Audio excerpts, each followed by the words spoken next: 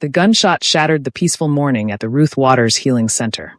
Grace Waters hit the floor behind the reception desk, her heart pounding so hard she thought it might burst out of her chest. Glass from the front window rained down like deadly snow. Patients screamed. Someone's baby started crying. And through the broken window, Grace could see him. A tall man in a black suit, holding a gun, walking calmly toward the clinic's front door like he had all the time in the world. "Where is she?" the man shouted. "Where is Grace Waters?" Grace's hands shook as she reached for her phone. But before she could dial, she heard another sound. Tires squealing, car doors slamming, and then Minjun's voice, cold and deadly. "You just made the biggest mistake of your life. If you want to know who this man is, why he's hunting Grace, and whether the clinic survives this attack, make sure you subscribe to this channel and drop a comment telling me where you're watching from. Now, let me take you back to where this nightmare really began. It was 3 weeks after Minjun Kim opened the Ruth Waters Healing Center, and everything seemed perfect. Too perfect, actually. The clinic was helping about 50 people every day. Old people with aching joints. Young mothers with sick babies. Workers who couldn't afford expensive hospitals. They all came to the clinic, and Grace helped them all with her grandmother's remedies mixed with modern medicine. Minjun's mother, Sung-hee, was there every morning at 8 o'clock sharp. She made tea for the patients, talked to them in their own languages, and made everyone feel like family. Watching her laugh and smile and live, really live, made Minjun happier than he'd ever been. But Minjun was still Minjun. He hadn't completely left his old life behind. He still had men watching the streets. He still heard whispers about rival gangs and dirty deals.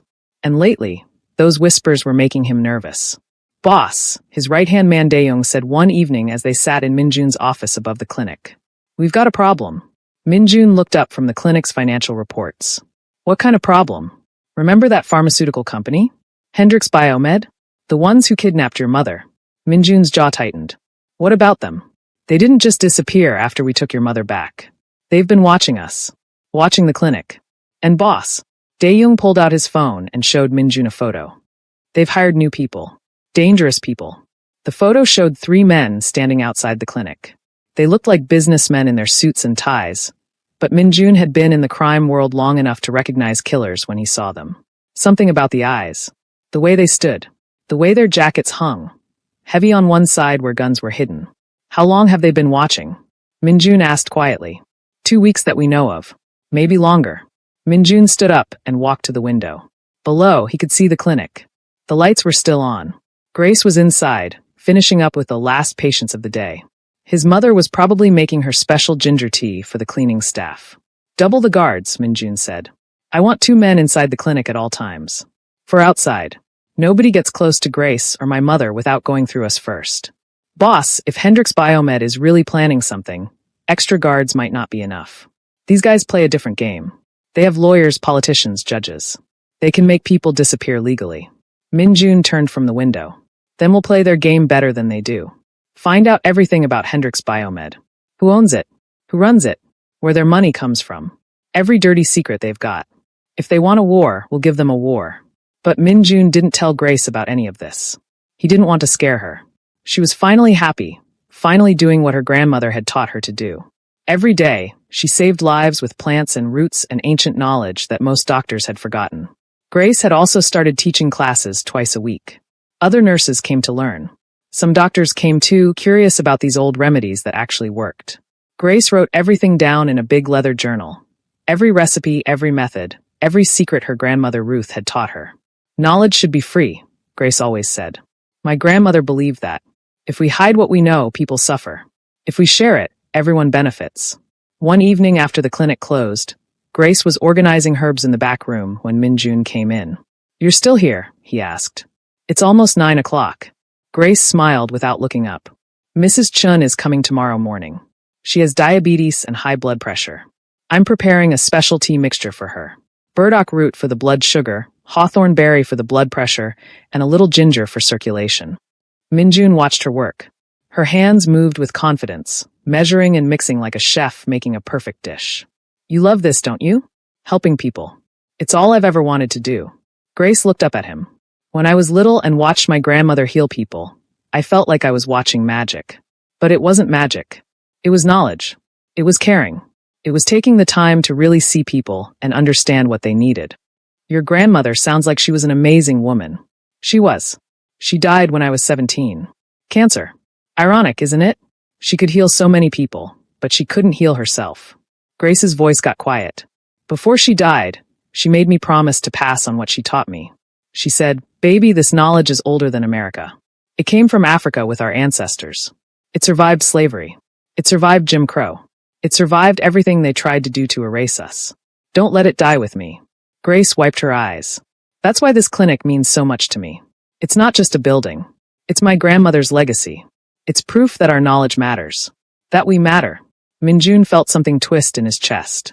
Here was Grace, crying over her grandmother's memory while carefully preparing medicine for a patient she'd never met before tomorrow.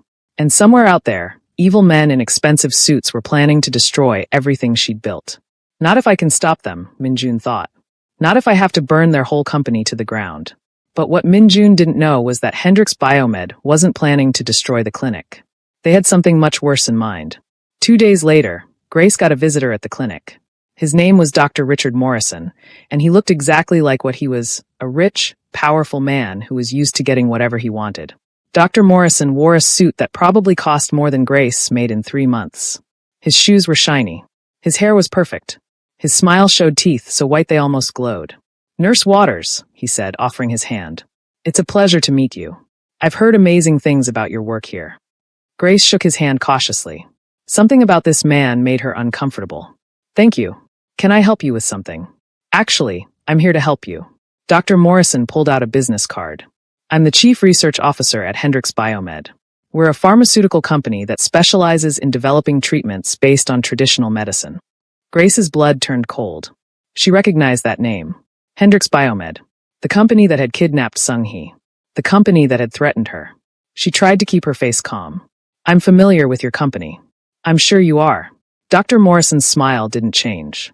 "And I want to apologize for that unfortunate incident several months ago. The individuals responsible have been removed from their positions. That kind of behavior does not represent who we are as a company." "Really?" "Because kidnapping an old woman seemed pretty representative to me." Dr. Morrison had the decency to look embarrassed. "You're absolutely right to be angry. What they did was criminal and wrong. But Ms. Waters, I'm here to offer you something much better than threats and violence." He pulled out a folder and laid it on Grace's desk. Inside were papers with lots of numbers and legal words. "This is a contract," Dr. Morrison explained.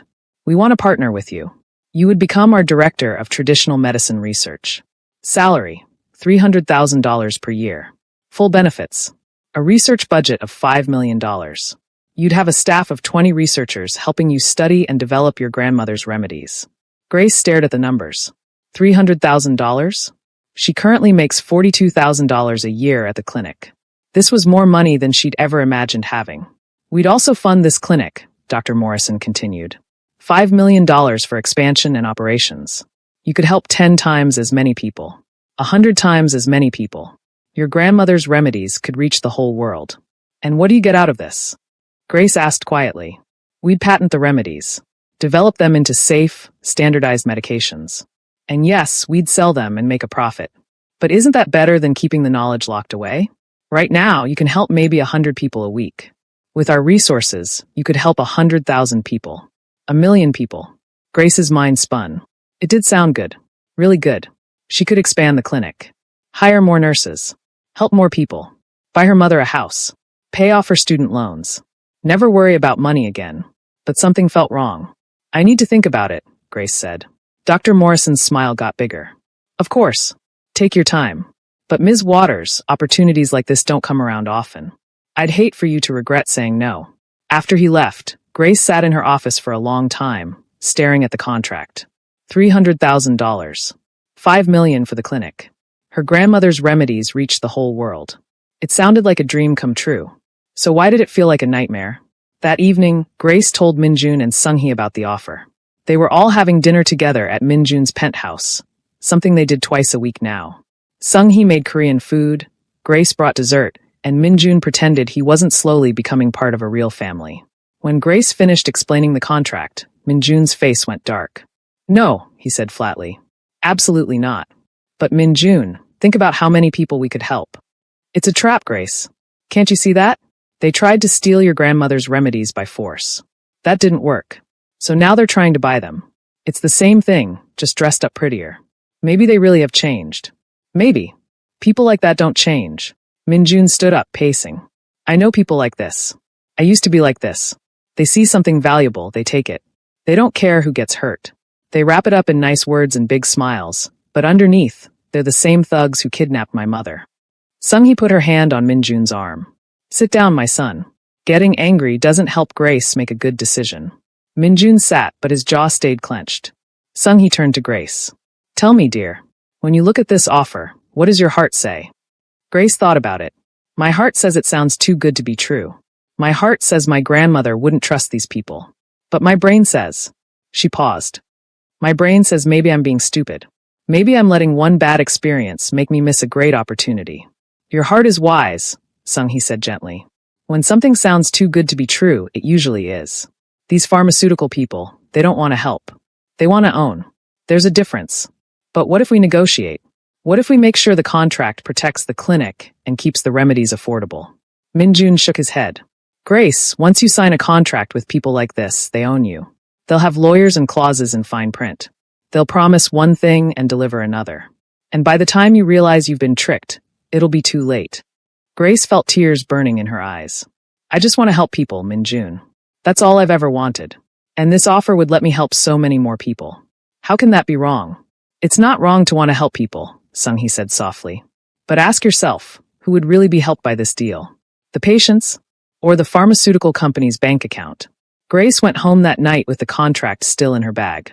She lay in bed, unable to sleep, thinking about her grandmother Ruth. What would Grandma do? Grace wondered. But she already knew the answer. Her grandmother had never trusted big companies or rich people who made promises. Baby, she used to say, when someone offers you something for nothing, look real careful at what they're really asking for. What was Hendrix Biomed really asking for? Grace sat up in bed and turned on the light.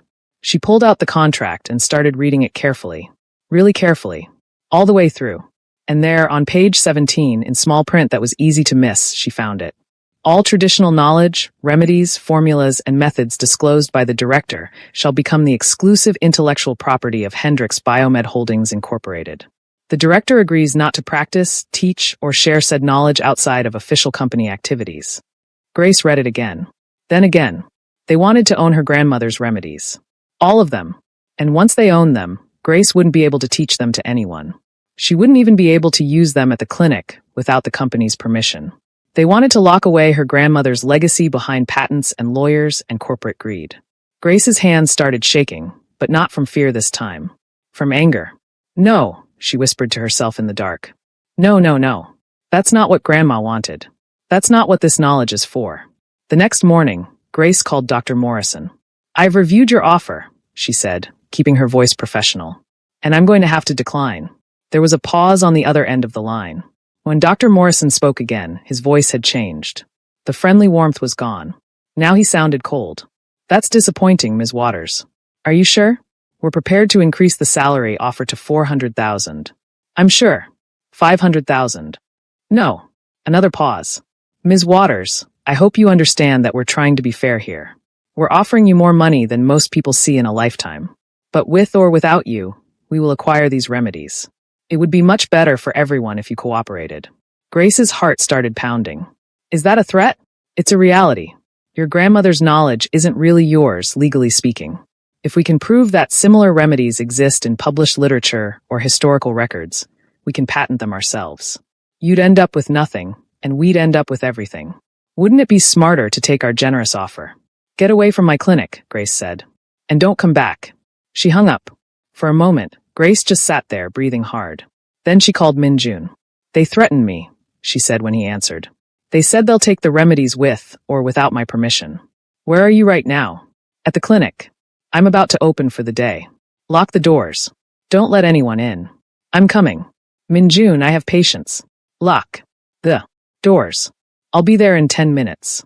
Grace did what he said. She locked the front door and put up a sign, closed for emergency. We'll reopen at noon. Then she went to find Sung-hee, who was in the back room preparing tea. Something's wrong, Grace said. Minjun is coming. He sounded scared. Sung-hee's face went serious. Scared is when Minjun is most dangerous. Come, Let's wait for him together.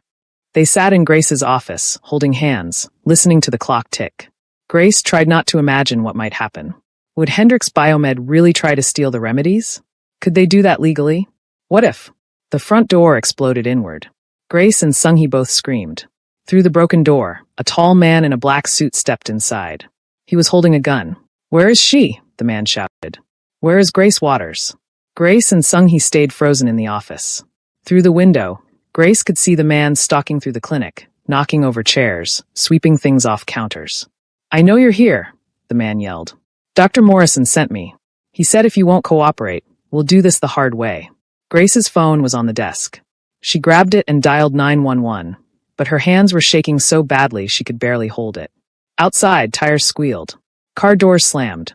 And then Grace heard Minjun's voice, cold and deadly. "You just made the biggest mistake of your life." Grace ran to the window. Minjun was there with 4 of his men. They'd surrounded the man with the gun. The man tried to aim at Minjun, but one of Minjun's guys tackled him. The gun went flying.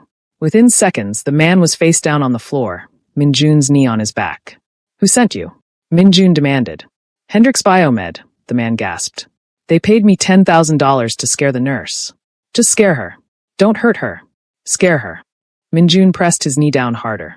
"By breaking into her clinic with a gun." "Please, man, I was just doing a job." Police sirens wailed in the distance, getting closer. Minjun's men looked nervous. "Boss, we gotta go," Daeung said. "Cops are coming." But Minjun didn't move. He leaned down close to the man's ear and whispered something Grace couldn't hear. Whatever he said made the man's eyes go wide with terror. Then Minjun stood up. "Call an ambulance for this piece of trash." And someone boarded up that door. Minjun walked into the clinic. He found Grace and his mother in the office, both crying, holding each other. When they saw him, Grace ran to him and wrapped her arms around him. "Thank you," she sobbed. "Thank you, thank you." Minjun held her tight. Over her shoulder, he saw his mother watching him with proud eyes. "It's okay," Minjun said softly. "I've got you. They're not going to hurt you." But even as he said it, Minjun knew the truth. This wasn't over. This was just the beginning. Hendrix Biomed had declared war, and Minjun Kim was going to finish it. One way or another, he was going to protect Grace and his mother and the clinic. Even if he had to become the monster he'd been trying to stop being. Even if it cost him everything he'd built. Even if it meant going back to the darkness he'd finally escaped. Because some things were worth fighting for. Some people were worth protecting. And Grace Waters and her grandmother's legacy were worth whatever price Minjun had to pay. The police arrived 5 minutes later. The man with the gun was arrested. They wanted to question Minjun, but he had lawyers, good lawyers who knew exactly what to say to make problems disappear. "My client was defending his property and his employees," the lawyer said smoothly. "The security cameras will show he used minimal force and called the police immediately. The police weren't happy, but they couldn't do much. The man with the gun confessed everything. How Hendrix Biomed had hired him, what they'd paid him, what they'd told him to do." After the police left, Minjun sat down with Grace and his mother in the clinic's break room. The front door was boarded up with plywood. The whole place felt violated, dirty. "We need to talk," Minjun said seriously. "Hendrix Biomed isn't going to stop. Today they sent 1 guy with a gun. Tomorrow they might send 10 guys. Or they might do something worse, something legal that we can't fight." "What do you mean?" Grace asked. "They could file lawsuits claiming you're practicing medicine without proper licenses. They could report you to the medical board for using unapproved treatments. They could bribe health inspectors to shut down the clinic. They have 100 ways to destroy you that don't involve guns. So what do we do?" Sung-hee asked. Minjun looked at both of them. "We fight back, but not with guns or violence. We fight them with their own weapons, lawyers, media, politicians. We expose what they tried to do. We make them so toxic that no one will want to work with them." Grace shook her head. "Minjun, that sounds like it will take months. Maybe years. We can't run the clinic with armed guards at the door. People won't come if they're scared. Then we do something else." Minjun pulled out his phone and made a call. "Dae-young, I need you to find me the best investigative journalist in Los Angeles. Someone who isn't afraid of big pharmaceutical companies. Someone who loves exposing corporate corruption." He listened for a moment, then nodded. "Good. Set up a meeting for tomorrow morning. Tell them I've got a story that will win them a Pulitzer Prize." After he hung up, Grace asked, "What are you planning?" "I'm planning to burn Hendrix Biomed to the ground," Minjun said calmly. "Not literally. But by the time I'm done with them, Everyone in America will know what kind of company they really are. They wanted to play dirty? I'll show them what dirty really looks like. Sung-hee looked worried. My son, be careful. Revenge has a way of poisoning the person seeking it. This isn't revenge, Yama. This is protection. If we don't stop them now, they'll never stop coming after Grace. That night, Grace couldn't sleep. She kept seeing that man with the gun, kept hearing him shout, kept feeling the terror of thinking she might die right there in her own clinic. But mixed with the fear was something else, anger. How dare they? How dare Hendrix Biomed think they could just take what her grandmother had spent a lifetime learning? How dare they threaten her? How dare they ruin the one place where she could honor her grandmother's memory? Grace got out of bed and went to her desk. She pulled out her grandmother's journal, the one where she'd written down all the remedies. She opened it and read her grandmother's words written on the very first page. This knowledge is not mine. It was given to me by my mother, who received it from her mother, going back generations. I am just a keeper of it, a guardian for a little while. My job is to protect it, to use it wisely, and to pass it on to someone who will do the same. Knowledge wants to be free. Knowledge wants to heal. Don't let anyone cage it. Don't let anyone own it. Let it fly. Grace closed the journal and made a decision. Tomorrow, she would do something her grandmother would have done. Something brave and maybe a little crazy. But first, she had to survive whatever Hendrix Biomed was planning next. Because in his expensive office downtown, Dr. Richard Morrison was making plans too. And his plans didn't just involve scaring Grace or stealing her remedies. His plans involved making sure that Grace Waters and the Ruth Waters Healing Center disappeared completely, one way or another. The reporter's name was Sarah Chun, and she didn't scare easily. She sat across from Min Jun in a quiet coffee shop, her recorder on the table between them, her eyes sharp and intelligent. She was maybe 40 years old, with gray streaks in her black hair and the kind of tired look that came from spending too many late nights chasing stories that powerful people didn't want told. Mr. Kim, she said carefully, I know who you are. I know what you do or what you used to do. So before we go any further, I need to ask, why should I trust anything you tell me? Min Jun respected that. She wasn't a fool. You shouldn't trust me, he said honestly. You should trust the evidence I'm going to give you. Documents, recordings, witnesses, everything you need to prove that Hendrix Biomed is a criminal organization hiding behind a corporate logo. Sarah leaned forward. I'm listening. For the next hour, Min Jun told her everything. About his mother's illness. About Grace's grandmother's remedies. About the kidnapping. About the threats. About the man with the gun who'd broken into the clinic yesterday. Sarah's pen moved fast across her notepad. When Min Jun finished, she sat back and let out a long breath. This is big, she said quietly. Bigger than I expected. But Mr. Kim, Hendrix Biomed has lawyers. Lots of lawyers. If I publish this story and get even one fact wrong, they'll sue me and my newspaper into oblivion. I need ironclad proof for every single claim. You'll have it. Min Jun slid a USB drive across the table. That drive contains security camera footage from the clinic showing the break-in. Phone records showing calls between Dr. Morrison and the man with the gun. Bank records showing the $10,000 payment.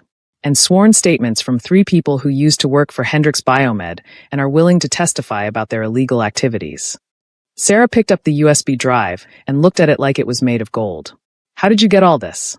I have friends in useful places. You mean you have criminals who know how to hack and steal information? Min Jun smiled slightly. I prefer to think of them as information specialists. Sarah shook her head, but she was smiling too. If even half of what's on this drive is true, Hendrix Biomed is finished. I'll need a few days to verify everything, interview witnesses, and write the story. Can you keep Grace Waters safe until then? She's staying at my penthouse with 24-hour security.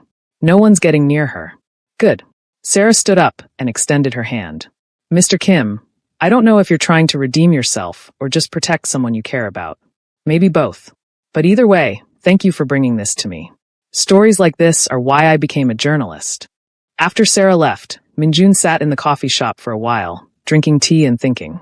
He'd just given a reporter enough information to destroy a multimillion-dollar company. The old Min Jun, the crime boss who solved every problem with fear and violence, would never have done something like this. But maybe that was the point. Maybe he really was changing. His phone buzzed. It was Dae-young. Boss, we've got a problem. Min Jun's chest tightened. What kind of problem? It's the clinic. Someone tried to burn it down last night. Minjun was out of his chair and running for his car before Dae-young finished talking. When he reached the clinic 15 minutes later, fire trucks were still there, spraying water on the smoking building. The front wall was black with soot. The windows were shattered. The smell of burned wood and chemicals filled the air.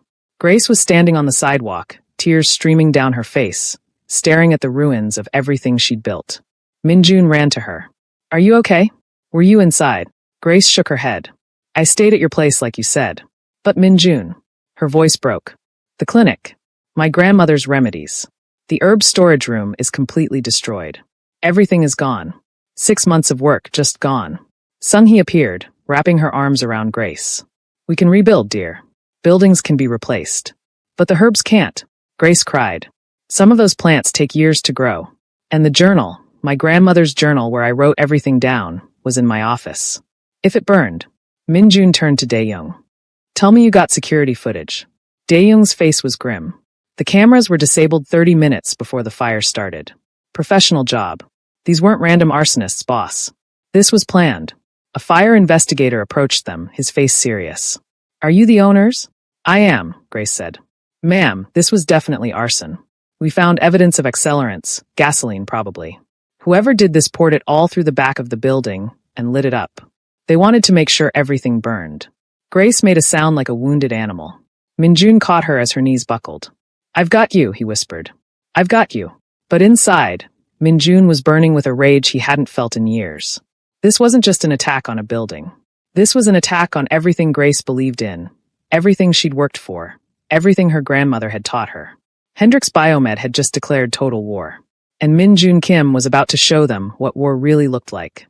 That afternoon, Minjun called an emergency meeting with his most trusted men. Not the young street soldiers or the low-level enforcers. He called the serious ones, the men who'd been with him for 10 years or more, who understood that some problems required more than just muscle. There were 8 of them sitting around the table in Minjun's private office. Dae-young, Lee, Park, Kim Sung-ho, Chun. 3 others whose names didn't matter as much as their skills. "Hendrix Biomed has crossed a line," Minjun said, his voice cold and controlled. "They didn't just threaten us. They tried to kill what someone I care about has spent her life building. So here's what's going to happen. We're going to take everything from them. Their money, their reputation, their freedom, everything." "Boss," Lee said carefully, "these aren't street thugs we're dealing with. These are billionaires with connections to senators and judges. If we come at them wrong, they'll crush us. Then we don't come at them wrong." Minjun pulled out a folder thick with papers. "I've had people researching Hendrix Biomed for the past 3 days. Here's what we know. The company is owned by a hedge fund called Castellan Capital. Castellan is run by a man named Victor Castellan. Old money, East Coast elite, the kind of guy who thinks he's untouchable." He spread photos across the table. "Castellan has 3 weaknesses. 1. He's having an affair with his secretary, and his wife doesn't know. 2. He's been embezzling money from his investors to pay for a yacht and a private island. 3. He's been bribing FDA officials to fast-track drug approvals." The men around the table leaned forward, interested now. "Here's the plan," Minjun continued. "We leak the affair to his wife through an anonymous tip. We send the embezzlement evidence to the SEC and the FBI. We give the bribery information to Sarah Chen at the Times so she can blow it up in the media. We hit him from every direction at once. By the time we're done, Victor Castellan will be too busy fighting for his own survival to worry about Grace Waters or her clinic." Park nodded slowly. "That could work. But boss, even if we take down Castellan, Hendrix Biomed is just one company. There are dozens of pharmaceutical companies out there who'd want Grace's remedies. Taking down one won't stop the others." Minjun had thought about that. "You're right. Which is why we're also going to make sure that Grace's remedies become public domain. If everyone has access to them, no one can monopolize them. We'll put every single remedy online, free for anyone to see and use. The knowledge becomes worthless to corporations because they can't patent what's already public." Dae-young frowned. "Will Grace agree to that? Those remedies are her grandmother's legacy." "Her grandmother's legacy was healing people," Minjun said. "Not making money or keeping secrets. If we make the remedies public, we honor that legacy and protect Grace at the same time." "It's brilliant, boss," Chen said. "But it'll take time to document everything, film tutorials, build a website. Maybe a month." "We have 3 days," Minjun said. "Sarah Chen's article drops in 3 days.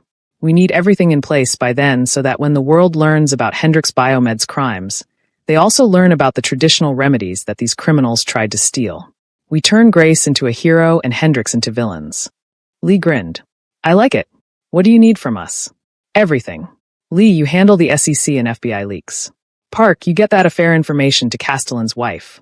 Make it look like it came from the secretary herself, someone scorned and angry. Chun, work with our tech people to build the website. Dae-young, you're with me. We're going to talk to Grace. The meeting broke up, everyone moving fast. Minjun and Dae-young drove to the penthouse where Grace and Sung-hee were staying. They found Grace sitting on the balcony, staring out at the Los Angeles skyline. She looked hollow, like someone had scooped out her insides and left only a shell. Grace, Minjun said softly, sitting down beside her. I need to talk to you about something important. If it's about rebuilding the clinic, I don't want to talk about it right now. It's not about that. It's about your grandmother's remedies. Grace finally looked at him. Her eyes were red and swollen from crying. What about them? I want to put them online. All of them. Free for anyone in the world to access. Video tutorials showing how to prepare them. Written instructions. Everything. Grace's mouth fell open. You want to just give them away? Yes. But those remedies are all I have left of my grandmother. They're special. They're sacred. Minjun took her hand. Grace, listen to me. Your grandmother didn't teach you those remedies so you could keep them locked away. She taught you so you could help people. Right now, Hendrix Biomed is trying to steal them and make millions of dollars. Other companies will try the same thing. But if we make the remedies public, if everyone has access to them, then no corporation can own them. They become like air, like water, something that belongs to everyone. Tears started rolling down Grace's face again. My grandmother used to say that healing knowledge should flow like a river, not sit still like a pond. She said stagnant water goes bad, but flowing water stays clean and gives life.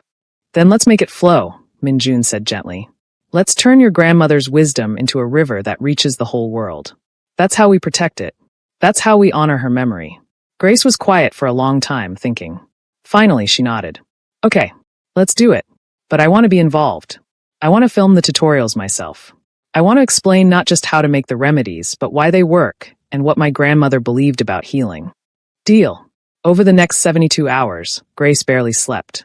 She filmed 37 video tutorials in Minjun's penthouse, showing how to identify plants, how to prepare them, and how to combine them for different conditions. She talked about her grandmother Ruth, about the history of root medicine in Black communities, about how this knowledge had survived slavery and oppression. Minjun's tech people built a beautiful website called Ruth's Garden, with all the videos and written instructions. They made it simple and easy to use, available in 12 languages. Anyone in the world with internet access could learn these remedies for free. Meanwhile, Minjun's other men were busy destroying Victor Castellan's life. On the first day, Castellan's wife received an anonymous envelope with photos of her husband and his secretary on the yacht he bought with embezzled money. She filed for divorce that afternoon and called her lawyer.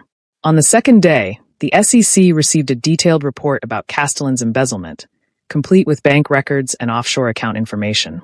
They opened an investigation within hours. On the third day, Sarah Chen's article hit the front page of the Los Angeles Times. The headline read, Pharmaceutical giant hired gunman Teo threatened nurse over traditional remedies. The article was devastating. Sarah had done her homework. She'd interviewed the gunman, who admitted everything on record. She'd gotten statements from former Hendrix Biomed employees about the company's pattern of stealing traditional knowledge from indigenous communities and poor neighborhoods. She'd documented the kidnapping of Sung-hee Kim 6 months earlier. And she'd included the most damaging detail of all. Internal Hendrix Biomed emails showing that executives knew their hired thug might use force if necessary, and didn't care as long as they got Grace's remedies. The story went viral within an hour. By lunch, it was trending on every social media platform. By evening, CNN and MSNBC were running special segments. By midnight, the FBI had announced a criminal investigation into Hendrix Biomed. Sarah Chen called Minjun that night. I don't know what you did behind the scenes, she said, but Hendrix Biomed is imploding. Their stock price crashed. Half their board resigned. Victor Castellan is facing federal charges. It's beautiful. You did that, Minjun said. Your article did that. All I did was give you the truth. Well, thank you for the truth. And thank Grace for her courage in speaking to me. She's become a hero, you know. People are calling her the guardian of traditional medicine. There's already a petition to give her some kind of humanitarian award. After hanging up, Minjun walked out to the balcony where Grace was sitting with his mother. They were looking at Grace's phone, reading comments on the Ruth's Garden website. "Listen to this one," Grace said, her voice filled with wonder. "It's from a woman in Kenya. She says, 'My grandmother knew some of these remedies but died before teaching me. Thank you for saving this knowledge.' And this one from Brazil. 'I made the blood-building tea for my father who has anemia. After 1 week, his energy is better.'" Sung-hee smiled. "Your grandmother is smiling in heaven, Grace. I'm sure of it." Grace looked up at Minjun with tears in her eyes. But this time they were happy tears. "We did it. We actually did it. My grandmother's knowledge is out there now, flowing like a river, helping people all over the world." Minjun sat down beside them. "Now we are rebuilding the clinic. Bigger. Better. And this time, no one will dare try to destroy it." But Minjun was wrong. Because at that exact moment, in a luxury apartment across town, someone was watching the news coverage and getting very, very angry. His name was Marcus Webb. The same Marcus Webb who'd kidnapped Sung-hee 6 months ago. The same man whose fingers Minjun had broken. He'd been lying low, recovering, planning. And now he was ready for revenge. Marcus picked up his phone and made a call. "It's me. Yeah, I know what happened to Hendrix. I don't care about them anymore. This is personal now. That Korean gangster humiliated me. I broke my hand. Made me look weak." He paused, listening. "I want him to suffer the way I suffered. I want him to lose everything he cares about. And I know exactly how to do it." Marcus smiled. A cold, cruel smile that would have terrified anyone who saw it. "We're going after the nurse and the old woman. Not to kidnap them this time. This time, we're going to make them disappear permanently. And when Kim realizes what he's lost, when he's drowning in grief, that's when I'll make my move. That's when I'll take everything from him." On the other end of the line, someone agreed to help. Marcus Webb hung up and started planning. He didn't know that Minjun Kim had cameras everywhere, informants in every corner of LA's underworld. He didn't know that one of the men he'd just called was secretly on Minjun's payroll. And he definitely didn't know that by threatening Grace and Sung-hee, he'd just signed his own death warrant. Because Minjun Kim had changed. He'd learned to be patient, to think before acting, to use his brain instead of his fists. But if someone threatened his family, and Grace and his mother were his family now, all that civilized behavior would disappear. The monster would come back. And this time, the monster wouldn't stop until Marcus Webb wished he'd never been born. The next morning, Grace woke up feeling something she hadn't felt in days. Hope. The Ruth's Garden website had been visited by over 2 million people in just 24 hours. People were sharing the videos, trying the remedies, posting thank you messages. The clinic was destroyed, but the knowledge was alive and spreading. Grace was making breakfast when Minjun's phone rang.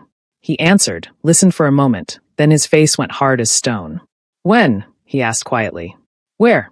"I understand. Don't move. I'm sending people to you now." He hung up and looked at Grace and his mother. "We have a problem. That was one of my informants. Marcus Webb, the man who kidnapped you, Yama, is planning another attack. This time he wants to kill both of you." Sung-hee gasped. Grace felt her blood turn cold. "When?" she whispered. "He's still planning. Maybe a few days. Maybe a week. But he's serious, and he's hired professional killers to help him." Grace's hands started shaking. Just when she thought it was over, just when she thought they were safe. "What do we do?" Sung-hee asked. Minjun's eyes were cold and dark. "We end this. Permanently." "Minjun, no," his mother said urgently. "Don't go back to being that person. Don't let violence solve this. Yama, these men want to murder you and Grace. What am I supposed to do? Ask them politely to stop. Call the police. Give them the information. Let the law handle it." "The law is too slow." Minjun's voice rose. "By the time the police investigate and make arrests, you could both be dead. I won't let that happen. I can't." Grace stood up and walked to Minjun. She put her hands on either side of his face, making him look at her. "Your mother is right. If you kill Marcus Webb, you'll go to prison. And then what? Who will protect us then? Who will help rebuild the clinic? Who will be the good man you've been trying to become?" "Grace, listen to me," Grace said firmly. "My grandmother always said there's a better way than violence. She said, 'Baby, when someone tries to drag you down into the mud, don't roll around fighting them. Stand up, brush yourself off, and walk away. They'll be stuck in the mud alone.'" Minjun closed his eyes. "I don't know how to walk away when people I love are in danger." "Then learn," Sung-hee said softly. "For us. Learn to trust that there's another way." For a long moment, Minjun stood there, torn between the man he used to be and the man he was trying to become. Finally, he opened his eyes. Okay, we'll try it your way first. But if the law fails, if the police can't protect you. He paused. Then I do things my way. Agreed. Grace and Sung-hee nodded. Minjun picked up his phone and called Sarah Chin. I've got another story for you. And this one might save 2 lives. The FBI agent's name was Diana Foster, and she didn't like Minjun Kim one bit. She sat across from him in an interrogation room at the federal building downtown, her arms crossed, her face showing exactly what she thought of gangsters who pretended to be good citizens. Let me get this straight, Agent Foster said, her voice dripping with skepticism. You, a known crime boss with connections to drug trafficking, illegal gambling, and at least 4 unsolved murders. Want me to believe you're suddenly a concerned citizen reporting a threat? Minjun kept his face calm. I'm reporting that Marcus Webb, a former employee of Hendrix Biomed, has hired assassins to murder 2 innocent women. I have recordings of him planning the attack. I have the names of the men he hired.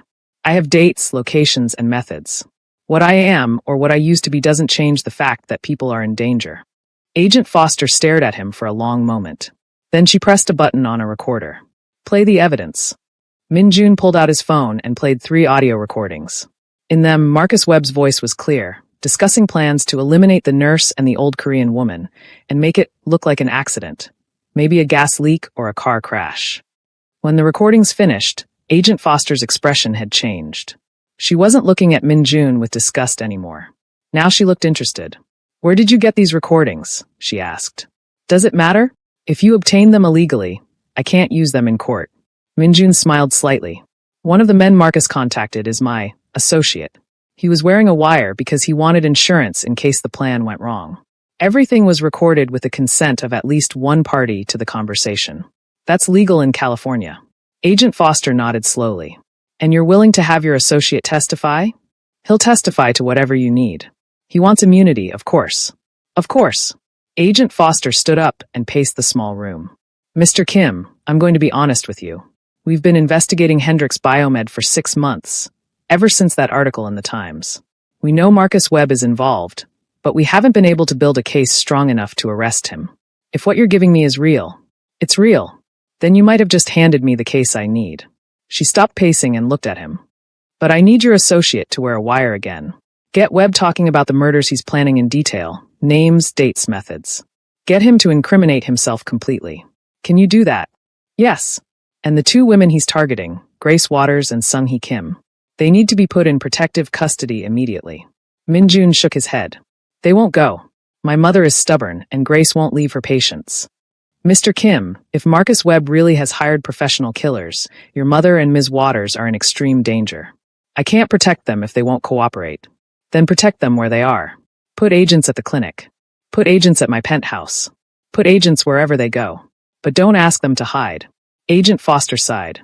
You're making my job very difficult. I'm making your job possible, Minjun corrected. Without me, you wouldn't even know about this threat. So work with me, Agent Foster. Protect the people who need protecting, and I'll give you everything you need to put Marcus Webb in prison for the rest of his life. After a long pause, Agent Foster nodded. Okay, but Mr. Kim, if this is some kind of trick, if you're using the FBI to eliminate a rival or settle a personal score, this isn't a trick. This is about keeping good people alive. Agent Foster studied his face, looking for lies. Whatever she saw must have satisfied her, because she extended her hand. All right, we have a deal. I'll have a team ready within 3 hours. Minjun shook her hand and left the federal building. Outside, Dae-young was waiting in the car. How'd it go, boss? Better than expected. The FBI is taking the threat seriously. They'll provide protection while we set up the trap for Webb. And what about after? After Webb is arrested? Minjun looked out the window at the city passing by. After? I don't know, Dae-young. I've been thinking about getting out. Really out. Selling off the businesses, going legitimate completely. Dae-young nearly drove off the road. Boss, you can't be serious. The organization will survive without me. You could run it, or we could dismantle it piece by piece, turn everything legal. I'm tired, Dae-young. Tired of looking over my shoulder. Tired of violence. Tired of being afraid that the things I do will come back to hurt the people I love. Your mother and Grace have changed you. Yes, they have. And maybe that's not a bad thing. When they arrived at the penthouse, Grace and Sung-hee were waiting anxiously. Minjun explained everything. the FBI's involvement, the protection detail, the plan to trap Marcus Webb with another recording. So we just wait, Grace asked. Wait for this man to get close enough to record him confessing. The FBI will control everything. You'll be safe. But Grace didn't look convinced. Neither did Sung-hee. That night, Grace couldn't sleep.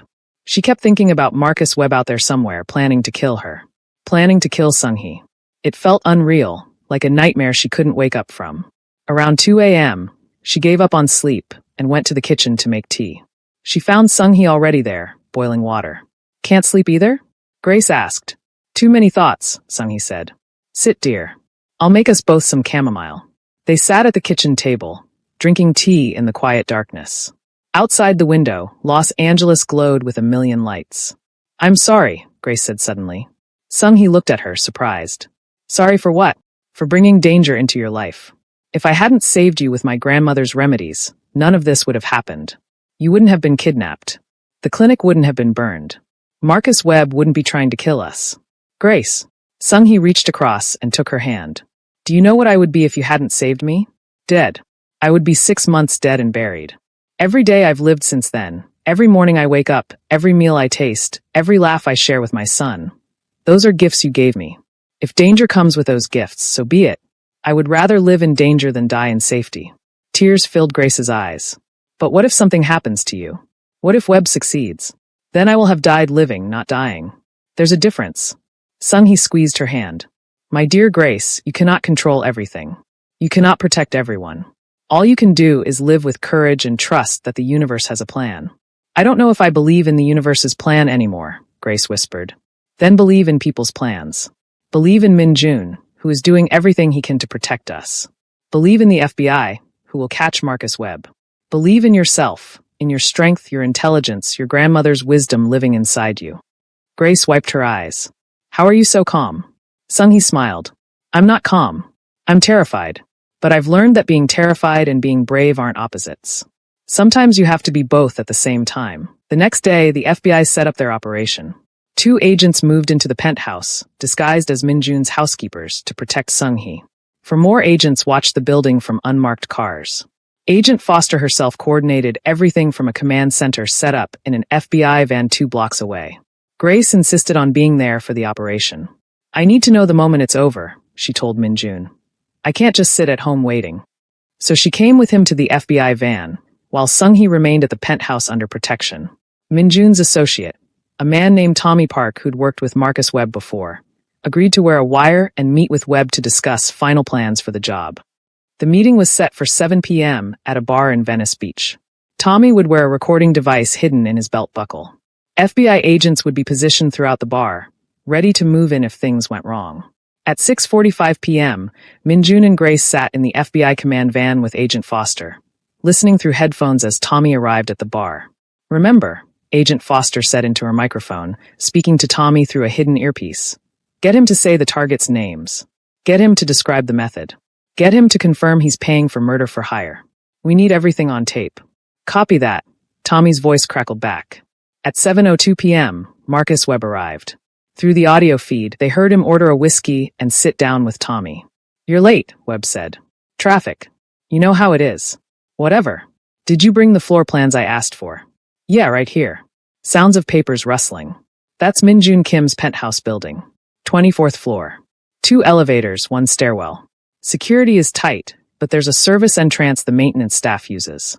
It's only locked from 11 p.m. to 6 a.m. Good. Webb's voice got quieter. So here's the plan.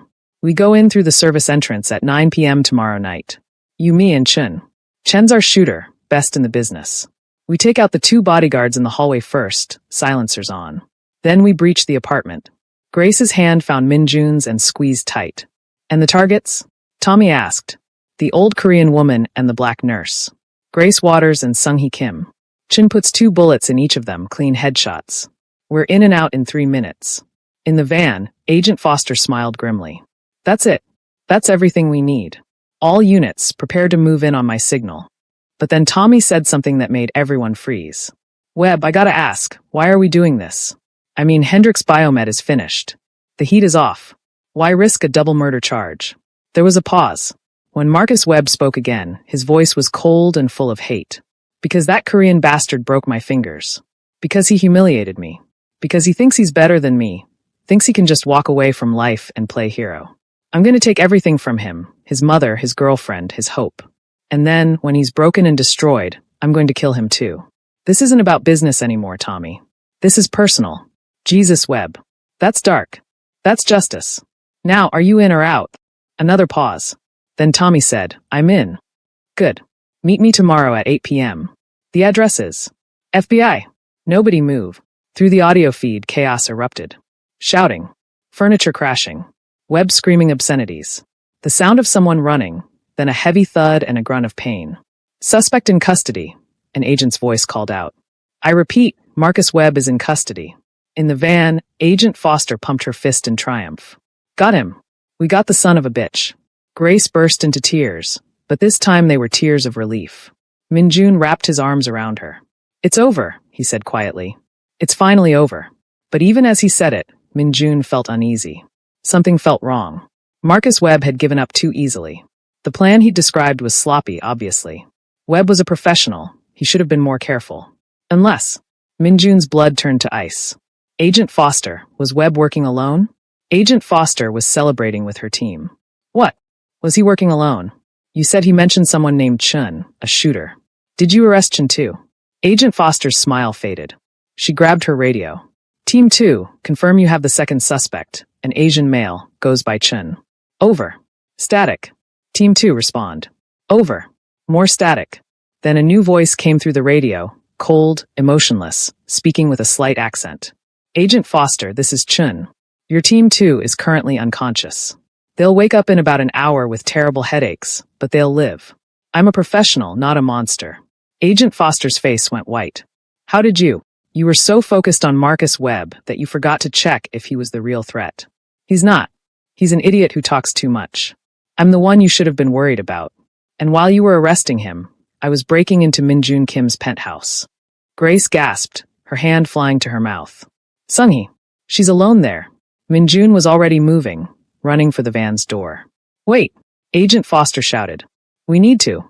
But Minjun was gone, running toward his building 4 blocks away. Dae-young appeared from nowhere, falling into step beside him, both men running full speed through the dark streets. Behind them, FBI agents scrambled to their vehicles. Agent Foster was shouting orders, coordinating a response. Grace tried to follow, but Agent Foster held her back. Stay here. Let them handle it. That's his mother. Grace screamed, tears streaming down her face. That's Sung-hee. But Minjun knew the FBI would be too late. Chun was already in his penthouse. With his mother. Minjun ran faster than he'd ever run in his life. His lungs burned. His legs screamed. But he didn't slow down. Please, he thought desperately. Please let me be on time.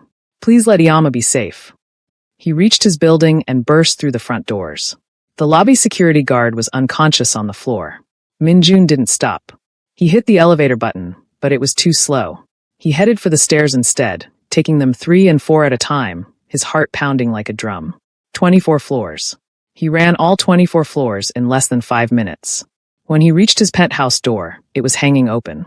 The 2 FBI agents who'd been inside were sprawled in the hallway, unconscious but breathing. Minjun pulled out his gun. He still kept one, old habits, and entered the apartment carefully. The living room was empty. The kitchen was empty. His bedroom was empty. Then he heard it. A sound from his mother's guest room. A quiet voice speaking in Korean. Minjun moved toward the room, his gun raised, his whole body tense. He pushed the door open and found his mother sitting calmly on her bed, having tea with a man in black tactical gear who had a gun on the nightstand beside him. Minjun, his mother said pleasantly, you're home. Come, have tea with us. Mr. Chun and I were just having a fascinating conversation about honor and duty. Minjun stared. This made no sense. No sense at all.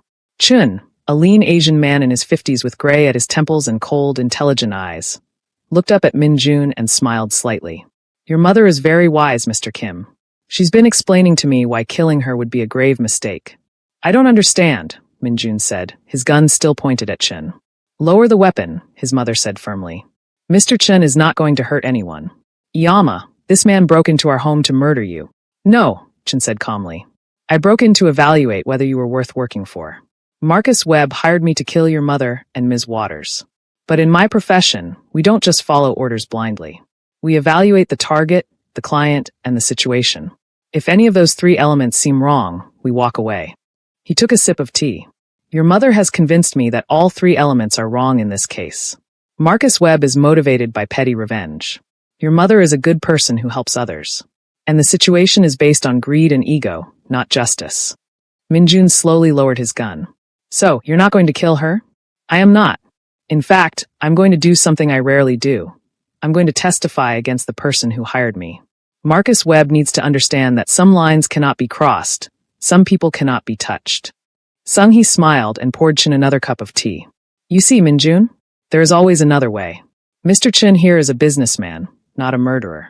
When I explained that killing me would hurt many innocent people who depend on the clinic, when I showed him the Ruth's Garden website and told him how many lives we're saving, he understood that this job was wrong. Chin nodded. Your mother also offered me a legitimate job, which I'm considering. A job? Minjun couldn't believe what he was hearing. Doing what? Security consulting for the clinic and for people who need protection from pharmaceutical companies. I spent 20 years in special forces before becoming what I am now. I'm tired of working for bad people. Your mother suggested I might enjoy working for good people instead. Before Minjun could respond, Agent Foster burst into the room with 6 armed agents behind her. Freeze. Hands where I can see them. Chin calmly set down his teacup and raised his hands. I surrender, Agent Foster. And I'm prepared to testify against Marcus Webb in exchange for immunity. I believe we can help each other. The next 2 hours were chaotic.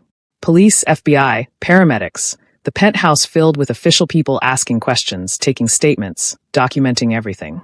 Chin was taken into custody but treated more like a witness than a suspect. He gave the FBI detailed information about Marcus Webb's plans, his contacts, and other crimes he'd been planning. Grace arrived with more FBI agents, running straight to Sung-hee and hugging her tight. I was so scared. I thought, I'm fine, dear. Mr. Chen and I had a nice chat about his future career options. Grace looked at the assassin who'd come to kill them, now sitting calmly with federal agents, cooperating fully. She shook her head in disbelief. Mrs. Kim, only you could turn a hit man into an ally over tea. Sung-hee smiled serenely. My mother used to say, the best way to make an enemy a friend is to show them who you really are. If you are a good person, and they are a reasonable person, friendship becomes possible. By midnight, everyone had finally left except Minjun, Grace, and Sung-hee. They sat together in the living room, exhausted but alive. Marcus Webb will go to prison for a very long time, Minjun said. Conspiracy to commit murder, plus all the other charges. He'll die in prison. Good, Grace said firmly. Then she looked surprised at herself. Is that wrong? To be glad someone will suffer. I don't think it's wrong to be glad that someone who tried to hurt you will face justice, Sung-hee said. That's different from seeking revenge. Justice restores balance. Revenge creates more pain. Minjun looked at his mother with new respect. Yama, what you did tonight, talking to Chun, convincing him to walk away, that took more courage than anything I've ever done. It wasn't courage, my son. It was just a conversation. I treated him like a person, not a monster. And it turned out he wanted to be treated like a person. Everyone does, I think. Grace leaned her head on Sung-hee's shoulder. Your mother is the wisest person I've ever met. She gets it from her mother, Sung-hee said. And her mother before that. Wisdom is passed down, just like your grandmother's remedies. Each generation learns from the one before and adds something new. They sat in comfortable silence for a while. Outside, the city lights sparkled. What happens now? Grace asked. The clinic is still burned. We still need to rebuild. We rebuild, Minjun said simply. But this time we do it right. Bigger building. Better security. A real medical facility where traditional and modern medicine work together. We have the money, the knowledge, and the support. All we need is time. And what about you? Grace asked Minjun. What will you do? Minjun thought about that question. What would he do? Keep running his criminal empire? Walk away completely? Find some middle path? He didn't have an answer yet. But he knew one thing for certain. Whatever he chose, it would be a choice that honored the people he loved. A choice his mother could be proud of. A choice that helped instead of hurt. I'll figure it out, he said finally. One day at a time. Sung-hee patted both their hands. That's all any of us can do. One day at a time, trying to be a little bit better than we were yesterday. And for now, that was enough. 6 months later, Grace Waters stood in front of a building she barely recognized. The old clinic, the one that had burned down, was gone. In its place stood something magnificent. 3 stories of glass and steel mixed with warm wood panels. A rooftop garden where medicinal plants grew in neat rows. Solar panels on the roof. A sign out front that read, Ruth's Garden Healing Center, where ancient wisdom meets modern medicine. It's beautiful, Grace whispered, tears streaming down her face. Beside her, Sung-hee squeezed her hand. Your grandmother would be so proud. Min-jun stood on Grace's other side, looking at the building with satisfaction. The grand opening is tomorrow. Are you ready? Grace laughed through her tears. I don't think I'll ever be ready for this. Do you know how many people are coming? The mayor, the head of the medical board, representatives from 5 different hospitals, news crews. I'm just a nurse, Min-jun. I don't know how to handle all this attention. You're not just a nurse, Min-jun said firmly. You're a healer. You're a teacher. You're someone who changed the world by refusing to let knowledge die. That's worth celebrating. The past 6 months had been the busiest, craziest, most exhausting time of Grace's life. After Marcus Webb was arrested and Chin agreed to testify, everything had moved incredibly fast. The story of how Sung-hee had converted an assassin into an ally with just tea and conversation had gone viral. News outlets around the world covered it. People called Sung-hee the Tea Lady and the philosopher of Koreatown. She became a minor celebrity, which she found hilarious and slightly embarrassing. I just talked to the man, she kept saying. That's not special. That's just being human. But people disagreed. In a world that seemed to grow more violent and divided every day, Sung-hee's story gave people hope. It reminded them that conversation could be more powerful than weapons, that understanding could triumph over hate.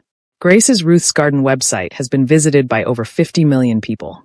The videos of her teaching her grandmother's remedies had been translated into 37 languages. Medical schools started reaching out, asking if Grace would come teach seminars on traditional medicine. Pharmaceutical companies, the ethical ones, asked if they could study the remedies to understand why they worked. And the money started coming in. Donations from people all over the world who wanted to support the clinic. Grants from foundations that believed in integrating traditional and modern medicine. Even some guilt money from pharmaceutical companies trying to repair their reputations after the Hendrix Biomed scandal. Min-jun had matched every donation dollar for dollar, pouring millions into building the new clinic. But he'd done something else too. Something that surprised everyone, including himself. He'd walked away from his criminal empire. It hadn't been easy. Some of his men didn't want to let him go. A few rival gangs saw his departure as weakness and tried to move into his territory. There were threats. There were tense meetings. There were moments when Min-jun thought he might have to go back to being the person he'd been trying to leave behind. But Dae-young had stepped up. With Min-jun's guidance, Dae-young took over the organization and slowly started transforming it. The drug operations were shut down. The illegal gambling was closed. The protection rackets were ended. What remained was turned into legitimate nightclubs, restaurants, real estate development, security consulting. It took 6 months, but eventually Min-jun Kim was no longer a crime boss. He was just a businessman with a complicated past and a desire to build something good. Are you happy? Grace had asked him one night, about 3 months after he'd announced his retirement from crime. They were sitting on his penthouse balcony, sharing a bottle of wine and watching the sunset. Sung-hee was inside, cooking dinner and humming to herself. Min-jun thought about the question. Happy is a strange word. Am I content? Yes. Am I at peace? Getting there. Am I proud of who I'm becoming? Absolutely. Do you miss it? The power? The fear? Control? Sometimes, Min-jun admitted. For 30 years, I was someone who mattered because people were afraid of me. Now I'm trying to be someone who matters because I help people. It's harder than I expected. Fear is easy. Respect is hard. Grace leaned her head on his shoulder. But you're doing it. You're changing. That takes more strength than anything you did before. Over those 6 months, Grace and Min-jun had grown closer. It wasn't romantic, not yet anyway. It was something deeper than that. A friendship built on shared trauma, shared purpose, and genuine respect. They understood each other in ways most people never would. Grace knew what it was like to carry the weight of other people's expectations. Min-jun knew what it was like to try to escape your past. Together, they helped each other become better versions of themselves. And Sung-hee? She was thriving. Her health was perfect. The blood-building tea had completely cured her rare disease. She volunteered at shelters, taught Korean cooking classes, and had started writing a book about her life. She'd also become something of a matchmaker, constantly trying to set Min-jun up with nice girls and Grace with nice boys. Yama, please stop, Min-jun would say. I just want grandchildren before I die. Sung-hee would respond with a completely straight face. You're not going to die. You're healthier than I am. Exactly. So you have plenty of time to give me grandchildren. Now, standing in front of the new clinic, Grace felt overwhelmed by how much had changed. A year ago, she'd been a regular nurse working regular shifts, living paycheck to paycheck, keeping her grandmother's knowledge mostly to herself. Now she was about to open a major medical facility. She had a staff of 23 people, nurses, doctors, herbalists, acupuncturists, even a massage therapist. She had patients scheduled for months in advance.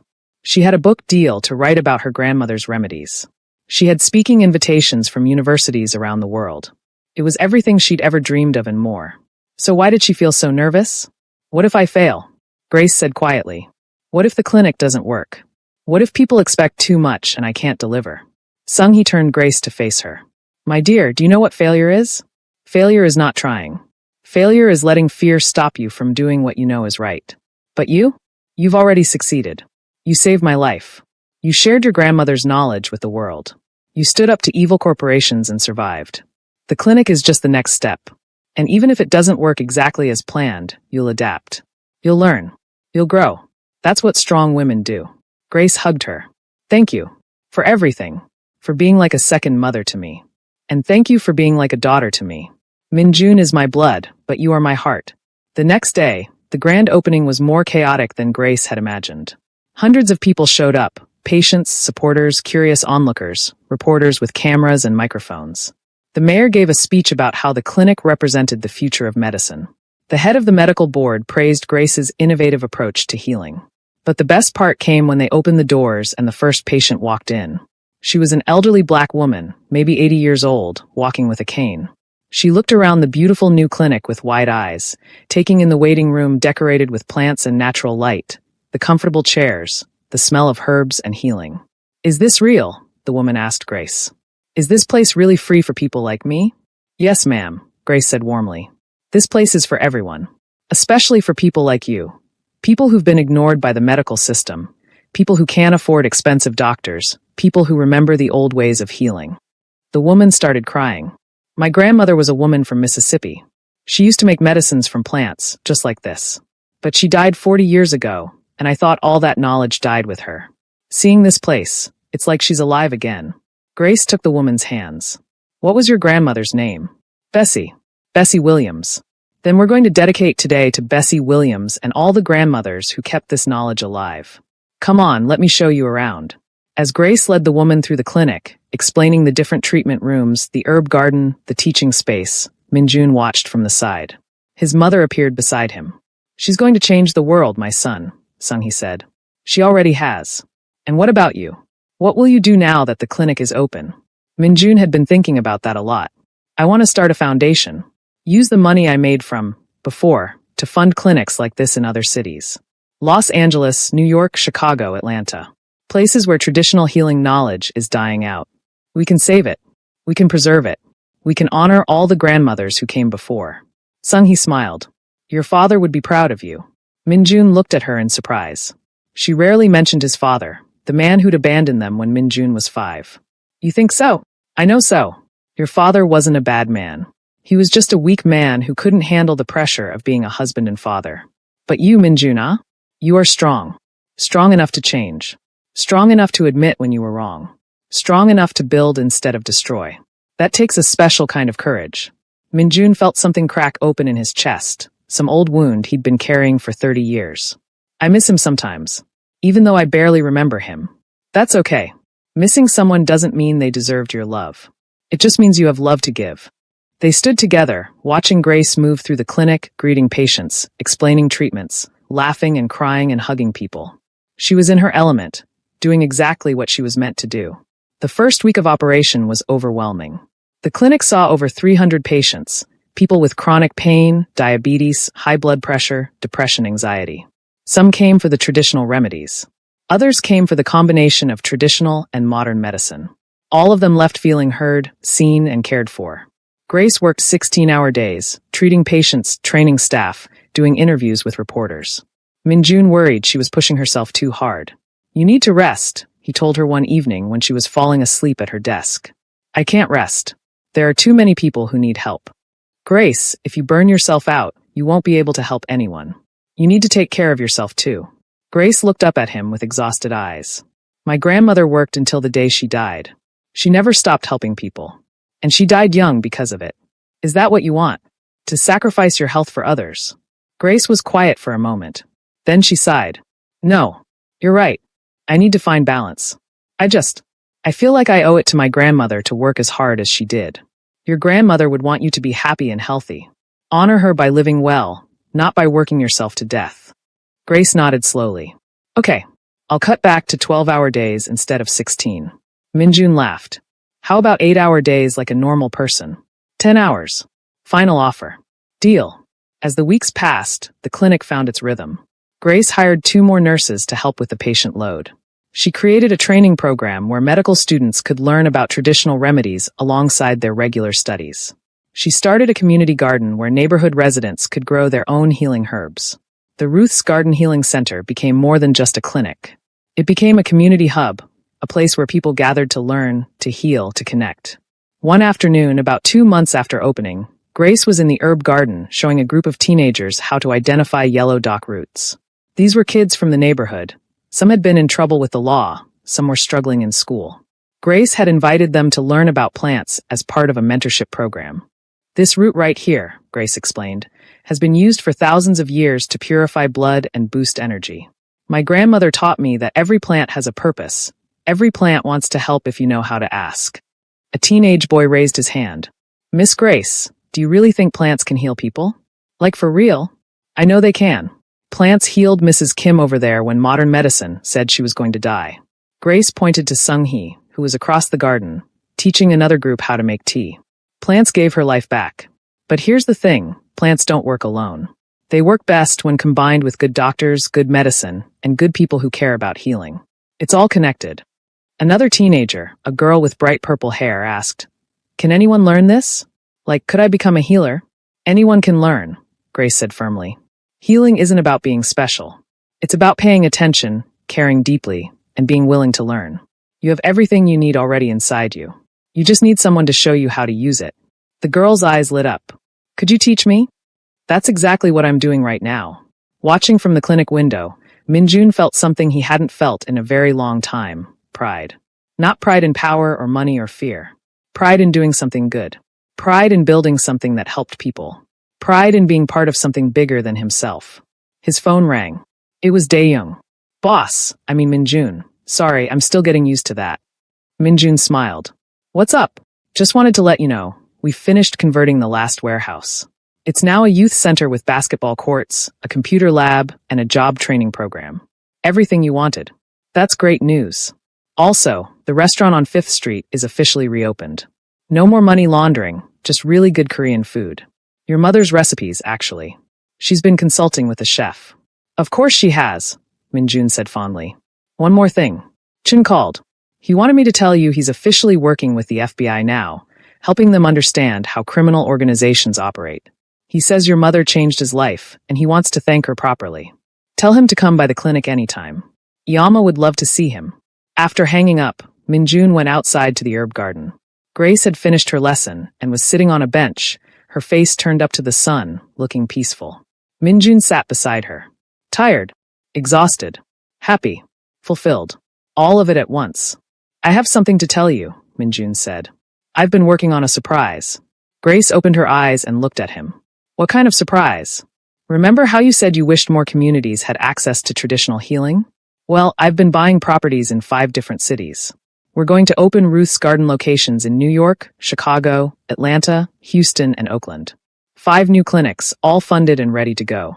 We just need you to help hire staff and train them. Grace stared at him. You're serious?